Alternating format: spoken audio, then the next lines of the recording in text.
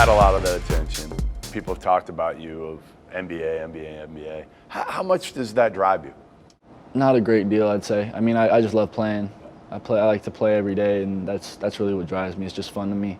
I just want to get better. Like, I feel like I have so much room for improvement that there's no reason why I shouldn't be working hard every day and playing the game I love. So that's really what drives me, and especially being with this team. We got a great group of guys, so it's easy to get up and go to practice every day because we make it fun. We got a good group of guys. No one has an ego, and it's just a good group to be around. Favorite player to watch is who? Right now, Damian Lillard. A couple years ago, it was Kobe. Growing up, Kobe was my favorite player. Really? Yeah. Interesting for a point guard to pick a yeah, non-point guard. It was just something about him. Just kind of drew me to him. His mentality, the way he played. And I got to meet him when I was younger because my dad was doing the pre-up and post-game stuff with the Jazz. So what was that like? It was super cool because he was my idol, and I remember it. The Jazz had just lost Game 6, Western Conference Finals at home. So I was like, Dad, I want to meet Kobe. He's like, all right, let's go down to the tunnel because it's like an hour after the game already. So they finished interviews, and he's the last one out of the locker room, and everyone's there waiting for him. And he's like, hey, if you want to get his attention, say something in Italian because he speaks Italian, and it'll kind of just catch his attention. So I was like, I don't remember what I said. I was like 10. Yeah. Said something in Italian, and he heard it and came over. He was in a white suit, got on a knee, spent 10 minutes with me, just talked to me. Did he really? Yeah, it was. That's why he's my favorite now still, just because. Yeah.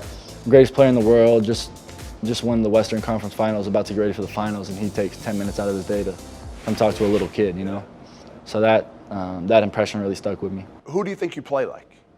I really don't know. I want to say Damian Lillard just because he's my favorite guard right now, yeah. But I don't know how much that's true. I think it's hard right now because as a white kid, a lot of people want to compare me to a white basketball player. It's so stupid, by the way. And it's the dumbest I don't want to. I'm not do. going there or anything, but that's a lot of my comparisons have been white guards. I see a lot of the backlash. People are like, he's more athletic than them, and I think that's partially true in some aspects. But I really don't know who I play like. Like I said, I hope it's Damian Lillard because that's my favorite player. What's the most adversity you've gone through in your life? Something that's made you stronger, that's kind of toughened you up? I would say my experience with the Italian national team. And coming to college, those are probably the top two.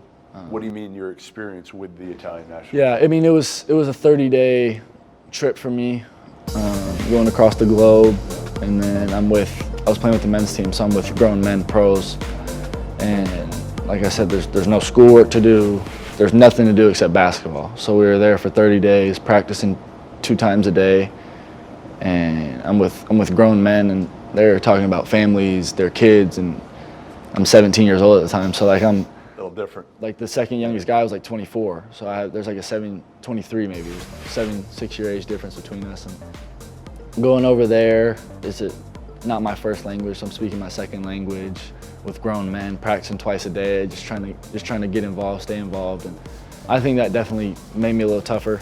Took me out of my comfort box a little bit, and I had to find a way to succeed. And I think I went over there, played well, and learned a lot. A different style of basketball too. So it was just, all in all, it was a different experience for me, and I think I overcame it, and I think it made me a better person and player. Have you ever thought about what you would do with your first paycheck if and when you get to the NBA? Not really. I mean, everyone has those dreams and goals. You think about like, oh, I'm gonna get a car and a house and all this stuff, but I've never really thought about it in depth. There's still so much time between now and then, if that day comes.